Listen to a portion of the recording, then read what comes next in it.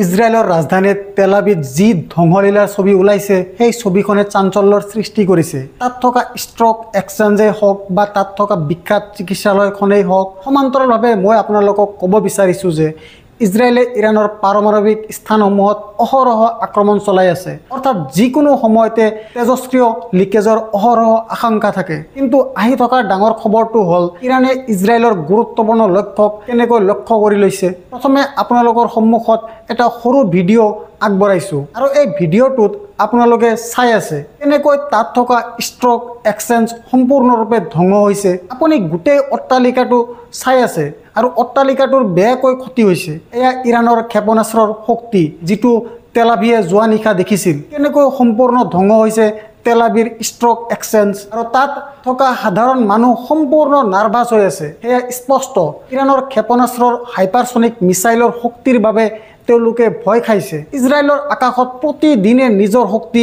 প্ৰদৰ্শন কৰি আছে ফাটা-1 হাইপাৰছনিক মিছাইল। তাত ভয়ৰ পৰিৱেশ থকাটো স্বাভাৱিক। মই আপোনালোকক ক'ম ইজৰাইলে কেনেকৈ আকৌ এবাৰ তাত থকা দুটা গুৰুত্বপূৰ্ণ পাৰমাণৱিক স্থানক লক্ষ্য কৰি লৈছে। ইয়াৰ বাহিৰেও মই আপোনালোকক ক'ব বিচাৰিছোঁ যে ইৰাণৰ আক্ৰমণত এখন অতি বিখ্যাত চিকিৎসালয় আছে, যিখন বেৰচেবা অঞ্চলত আছে, যাৰ নাম চোৰকো মেডিকেল চেণ্টাৰ। এই ছবিবোৰত দেখাৰ দৰে বৃহৎ পৰিসৰত ধ্বংস হৈছে। ইৰাণৰ ক্ষেপণাস্ত্ৰৰ পৰাই ৰেহাই পোৱা নাই, ইৰাণৰ ক্ষেপণাস্ত্ৰৰ পৰাও ৰেহাই পোৱা নাই চিকিৎসালয়খন। আৰু আপুনি জানে এই মঞ্চত মই সদায় এই ধাৰণাটোৰ বিৰোধিতা কৰি আহিছোঁ যে চিকিৎসালয়ক কেতিয়াও লক্ষ্য কৰি লোৱা উচিত নহয়। কিন্তু আপুনি জানে যে ইজৰাইলৰ এই কথা কোৱাৰ নৈতিক অধিকাৰ নাই, কাৰণ আপুনি ভালদৰে জানে যে কেনেকৈ গাজাৰ ভিতৰত ইজৰাইলে কেৱল চিকিৎসালয়ক লক্ষ্য কৰি লোৱাই নহয়, চিকিৎসককো অপহৰণ কৰি হত্যা কৰিছিল। যিবোৰ চিকিৎসালয়ত মানুহে চিকিৎসা লৈছিল সেইবোৰক লক্ষ্য কৰি লৈছিল। আৰু সেই বিষয়ে আলোচনা কৰিম এতিয়া আপোনালোকক আৰু এটা ভিডিঅ' দেখুৱাম। ইজৰাইলৰ ভিতৰত ইৰাণৰ বেলিষ্টিক ক্ষেপণাস্ত্ৰই কৰা ধ্বংসৰ বিষয়ে মুক্ত উৎসৰ তথ্য উদ্ধৃতি দি এই খবৰ আহিছে। ধ্বংসপ্ৰাপ্ত খবৰৰ ভিতৰৰ পৰা লোৱা এটা ভিডিঅ' যিটো আপোনালোকে চাব পাৰিব। আৰু এই ছবিখনে নিজৰ মাজতে বহু কথা কয়, কিন্তু ইজৰাইলৰ চোৰকা হস্পিটালে কেনেকৈ ধ্বংসলীলা কৰিছে সেই বিষয়ে আপোনালোকৰ আগত আলোচনা কৰাটো অতি গুৰুত্বপূৰ্ণ হৈ পৰে। এই ছবিবোৰ আকৌ এবাৰ চালে ইয়াত ধ্বংসৰ পৰিসৰ দেখা যায় আৰু স্পষ্টভাৱে ইজৰাইল ইয়াক লৈ ক্ষুব্ধ। ইৰাণৰ ধৰ্মগুৰু খামেনিৰ ওপৰত যে তেওঁৰ ক্ষোভ বিয়পি পৰিছে সেয়া স্পষ্ট। কিন্তু প্ৰথমে মই আপোনালোকৰ দৃষ্টি আকৰ্ষণ কৰিব বিচাৰিছোঁ ইজৰাইলৰ ৰাষ্ট্ৰীয় নিৰাপত্তা মন্ত্ৰী ইটামাৰ বেন-গুভিৰৰ প্ৰতি। তেওঁৰ বক্তব্য ইংৰাজীত, তাৰ পিছত মই অসমীয়ালৈ অনুবাদ কৰিম। দ্য নেজিছ হ'ল launch missiles at hospitals, at the elderly and at children. If they had atomic weapon, they would fire them without a second thought. This is the most campaign that Israel has ever embarked on. ইয়াত ৰাষ্ট্ৰীয় নিৰাপত্তা মন্ত্ৰী ইটামাৰ বেন-গুভিৰে কৈছে যে এই নাজিসকল, অৰ্থাৎ এই ইৰাণীসকলক নাজি বুলি কয়, যিসকল নাজি তেওঁলোকে চিন্তা নকৰাকৈ চিকিৎসালয়, বৃদ্ধ আৰু শিশুক আক্ৰমণ কৰিছে। যদি তেওঁলোকৰ হাতত পাৰমাণৱিক বোমা থাকিলেহেঁতেন তেন্তে তেওঁলোকে চিন্তা নকৰাকৈয়ে নিক্ষেপ কৰিলেহেঁতেন। গতিকে ইজৰাইলে যি কাম কৰি আছে সেয়া অতি ন্যায্য। ইয়াত ইজৰাইলৰ ভ্ৰমণৰ মাপকাঠি স্পষ্টকৈ দেখা গৈছে, ইজৰাইলৰ দ্বৈত মানদণ্ড স্পষ্টকৈ দেখা গৈছে। এতিয়া মই আপোনালোকৰ সন্মুখত গাজাৰ সংখ্যা এটা এটাকৈ উপস্থাপন কৰিব বিচাৰিছোঁ। আৰু এইবোৰ অতি কম সংখ্যা, মই সকলো অংক দাঙি ধৰা নাই, কাৰণ তেনে কৰিলে সমগ্ৰ অনুষ্ঠানটো নষ্ট হৈ যাব। ইজৰাইলে নিজেই তাত থকা চিকিৎসালয়সমূহক কেনেকৈ লক্ষ্য কৰি লৈছিল তাৰ সম্পূৰ্ণ পৰিসংখ্যা আপোনালোকৰ সন্মুখত দাঙি ধৰিছোঁ। ইজৰাইলে গাজাত চলোৱা বিমান আক্ৰমণত এখনকৈ বহু চিকিৎসালয়ক লক্ষ্য কৰি লৈছিল আৰু তাত বহু লোকৰ মৃত্যু হৈছিল। যোৱা কেইমাহমানৰ প্ৰধান চিকিৎসালয় আৰু ঘটনাসমূহ তলত উল্লেখ কৰা হৈছে। প্ৰথম নাছিৰ হস্পিটেল, যি খান ইউনুছত আছে। ইজৰাইলে খান ইউনুছৰ নাছেৰ হস্পিটেলৰ অস্ত্ৰোপচাৰ বিভাগত আক্ৰমণ চলাই পেলেষ্টাইনী চিকিৎসককে ধৰি 5জন লোকৰ মৃত্যু হয়। একে সময়ছোৱাতে খান ইউনুছৰ এহাল চিকিৎসক দম্পতীৰ ঘৰত আক্ৰমণত নিহত হয় 9টা শিশু। অৱশ্যে চিকিৎসালয়ত নহয়, ঘৰতে সংঘটিত হৈছে এই আক্ৰমণ। কিন্তু মৃতদেহকেইটা চিকিৎসালয়লৈ অনা হয়। ইউৰোপীয় চিকিৎসালয়, এইখনে দ্বিতীয়খন চিকিৎসালয়। শেহতীয়াকৈ ক'ত সংঘটিত হৈছিল এই আক্ৰমণ? ইজৰাইলে ইউৰোপীয় চিকিৎসালয়খনতো বিমান আক্ৰমণ চলাইছিল, য'ত চিকিৎসালয়ৰ চোতালত বোমা পৰি বহু লোকক ধ্বংসাৱশেষৰ তলত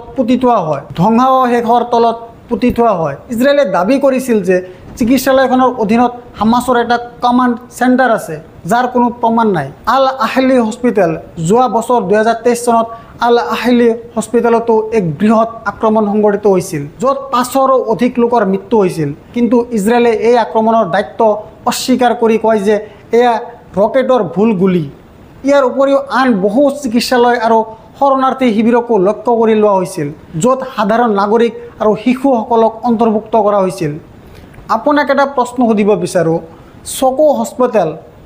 চকা হস্পিটেলত সংঘটিত হোৱা আক্ৰমণটো হৈছে ইজৰাইলৰ চৰকা হস্পিটেল, যিখন বেছবা অঞ্চলত আছে। কিমানজনৰ মৃত্যু হৈছে? এজনো মৃত্যু হোৱা নাই।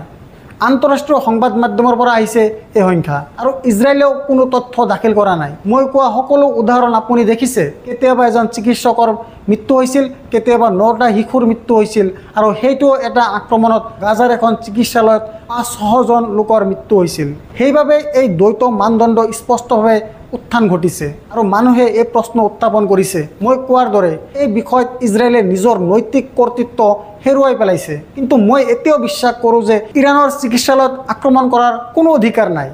কিন্তু হয়, ইজৰাইলে নিজৰ কামত জোৰদাৰভাৱে নিয়োজিত হৈ আছে, আৰু তেওঁলোকৰ পাৰমাণৱিক ঘাটিত অহৰহ আক্ৰমণ চলাই আছে। আৰু ইয়াত মই 2টা পাৰমাণৱিক ঘাটিৰ কথা উল্লেখ কৰিব বিচাৰিছোঁ। আপোনাৰ স্ক্ৰীণত মুক্ত উৎসৰ ইণ্টেলিজেন্সৰ জনোৱা মতে প্ৰায় 40টা ইজৰাইলী যুদ্ধা বিমানে 100টা ক্ষেপণাস্ত্ৰৰে প্ৰায় 1 ডজন সামৰিক লক্ষ্যত আঘাত হানে, য'ত আঘাতপ্ৰাপ্ত হৈছে 2টা নিৰ্দিষ্ট অঞ্চল, আৰক আৰু নাটানছ। মই আপোনালোকক ক'ব বিচাৰিছোঁ যে পাৰমাণৱিক কেন্দ্ৰটোৱে সেই পাৰমাণৱিক কেন্দ্ৰ যিটো এই সময়ত সক্ৰিয় নহয়। আচলতে ক'ব পাৰি যে ই নিষ্ক্ৰিয় আৰু তাত কোনো কাম কৰা নহয়। কিন্তু ইজৰাইলৰ যুদ্ধ বিমানে তেওঁক লক্ষ্য কৰি লৈছিল। আৰু আনহাতে নাটানছ হৈছে সেই ঠাই য'ত ইজৰাইলে অহৰহ আক্ৰমণ চলাই আছে। ইজৰাইলে অহৰহ কৈ আছে যে আমি সঠিক পথত আছোঁ, আমি লক্ষ্যত আছোঁ, আৰু অনাগত দিনত আমি ইৰাণৰ পাৰমাণৱিক শক্তি সম্পূৰ্ণৰূপে ধ্বংস কৰিম।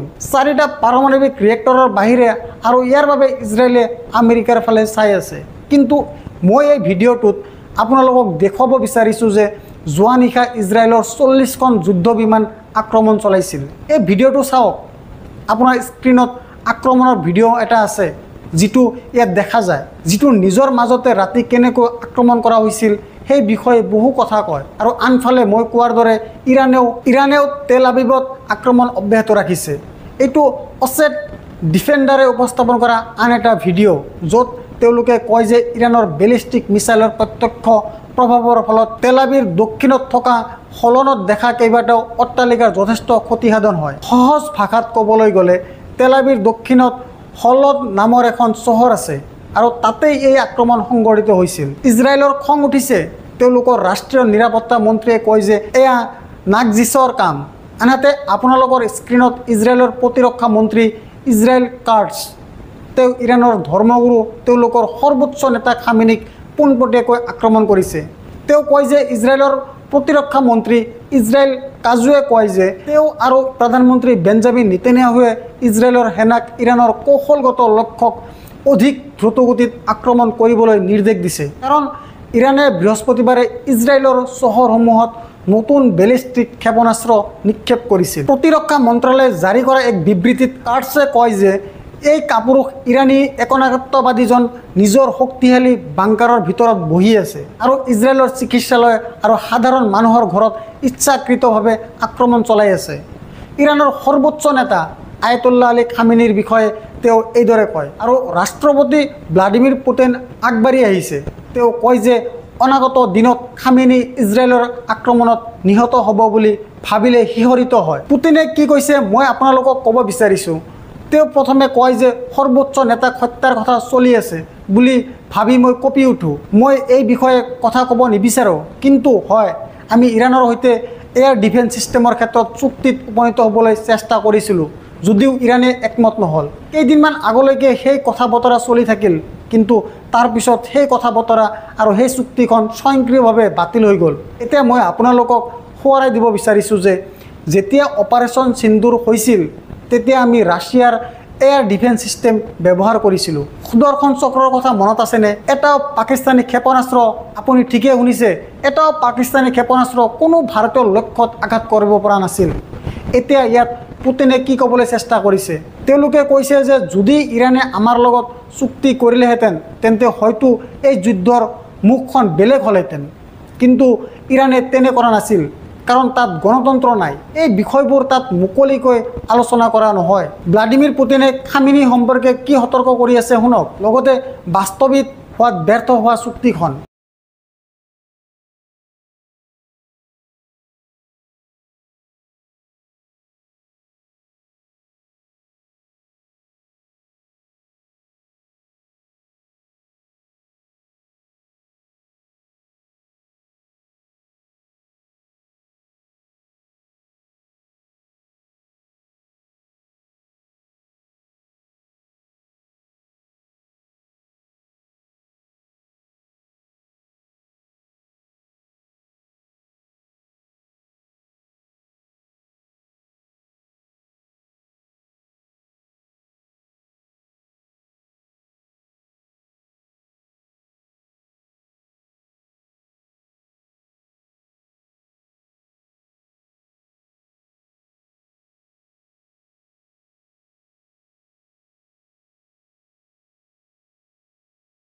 গতিকে পৰিস্থিতি অতি ভয়াৱহ হোৱাটো স্বাভাৱিক। তেওঁলোক বিপদজনক আৰু এতিয়া আমেৰিকা প্ৰৱেশ কৰিবলৈ ওলাইছে আৰু অনাগত দিনত পৰিস্থিতি আৰু বেয়া হ'বলৈ গৈ আছে।